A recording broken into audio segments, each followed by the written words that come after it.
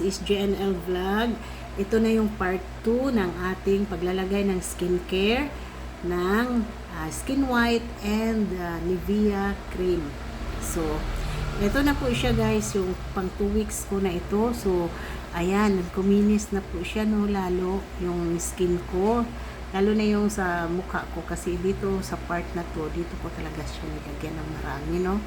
Lalo na pag sa gabi kasi diyan nag-relax ang ating mga muscle no sa gabi. So, lagyan natin to guys para mag-absorb po siya lalo. So, ito na yung pang 2 weeks niya.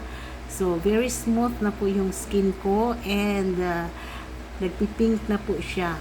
Nawala na po yung melasma ko and of course yung aking wrinkles. So, mabibili nyo lang ito guys sa mga leading drugstores or sa mga mall no.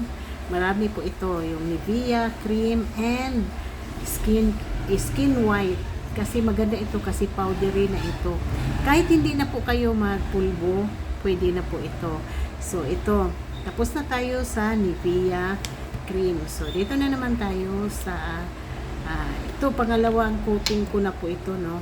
Itong Skin White. So, itong Skin White, ito siya, nagpapaputi talaga to ng face.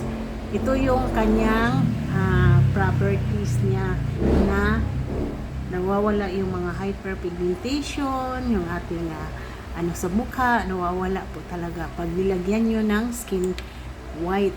Kasi mas effective po ito kasi ano po ito yung nakakawala po ito ng mga melasma. So, ito na siya. Nilagyan ko siya gabi-gabi.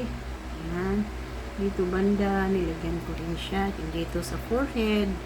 Kasi dito po yung mga wrinkles. So, ayan na.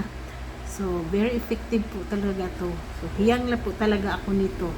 So, ito na po siya yung result ng aking face. Dati po kasi napakarami kong melasma. Ito, puno ito ng melasma.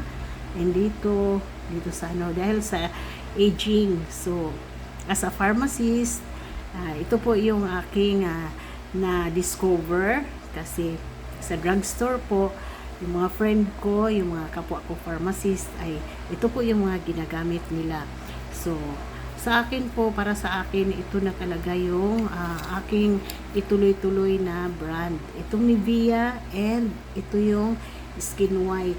So, sa bagay guys, hiyangan lang naman po ang ating ang ating mga skin texture natin, hiyangan lang po talaga. Pero para sa akin, pwede niyo to i-try kasi mura lang naman ito.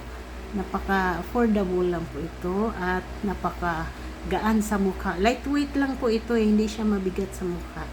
So promise, maganda po ito. So part 3, magmukha na talaga itong glass skin, no? So ayan. Update ko na lang kayo after naka 1 month na po ako. Thank you for watching. God bless us all.